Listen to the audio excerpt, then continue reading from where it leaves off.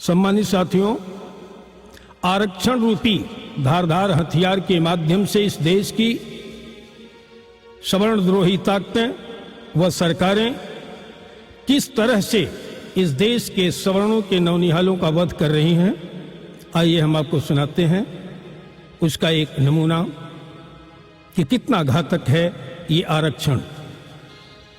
हरे आरक्षण के फांसरी लगाई बेईमान जुलुम करेला, तहरे आँखी के समानवा जुलुम करेला, हो जुलुम करेला।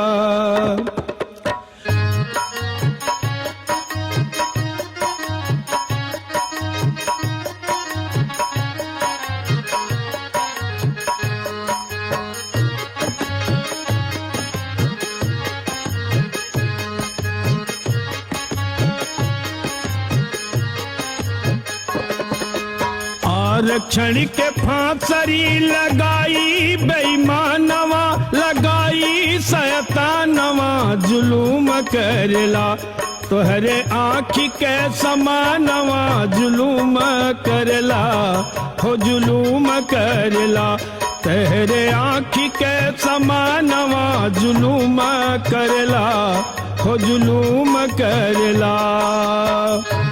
आज ब्राह्मण सहित ऊंची जातियों के पढ़े लिखे बच्चे प्रतिभावान गरीबी से बदहाल होकर के सड़कों पर रिक्शा चलाने का कार्य कर रहे हैं, मजदूरी कर रहे हैं, भिक्षाटन कर रहे हैं।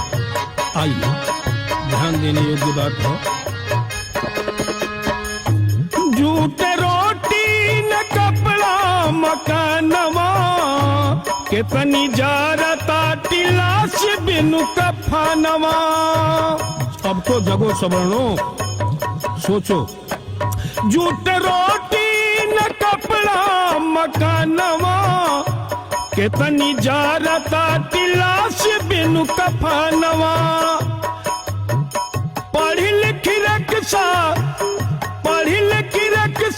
चलावा तब भानवा, चलावा तब भानवा जुलूम करेला, तोहरे आँखी के समानवा जुलूम करेला, हो जुलूम करेला, तोहरे आँखी के समानवा जुलूम करेला, हो जुलूम करेला। इस स्वतंत्र भारत में स्वतंत्रता के लिए जिसने फांसी को चूमा, सीने पर गोलियां खाई, आज उनके वंशजों की यह हालात है, उन्हें न्याय नहीं मिल रहा है, गरीबी का यह दंश झेल रहे हैं जिसने सीधे गोली खाया। इस गीत के माध्यम से मैं अपनी पीड़ा आप तक शेयर कर रहा हूँ। जान दे के लिहल जे आजादिया, आज होता वही कबर बदिया। जान दे के लिहल जे आजादिया, आज होता वही कबर बदिया। परसुब उठाव परशुराम के नंदनवा, परसुब उठाव परशुराम के नंदनवा जुलूम करेला, तेरे आँखी के समानवा जुलूम करेला, हो जुलूम करेला। आरक्षण की लड़ाई देश की आजादी की लड़ाई से कम नहीं है। जागो जागो मेरे सवर्ण भाइयों, अपना अधिकार लेने के लिए कुछ करना पड़ेगा। अयोग्य व्यक्ति काबिज हो रहा है और योग्यता अपने तकदीर पर आंसू बहा रही है।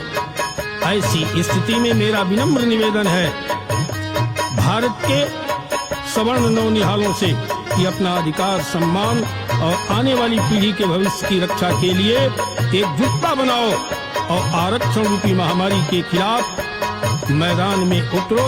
किसी राजनीतिक दल के बहकावे में, किसी नेता के बहकावे में, किसी प्रलोभन में मत आओ। अपना अधिकार लेने के लिए एकजुटता बनाओ।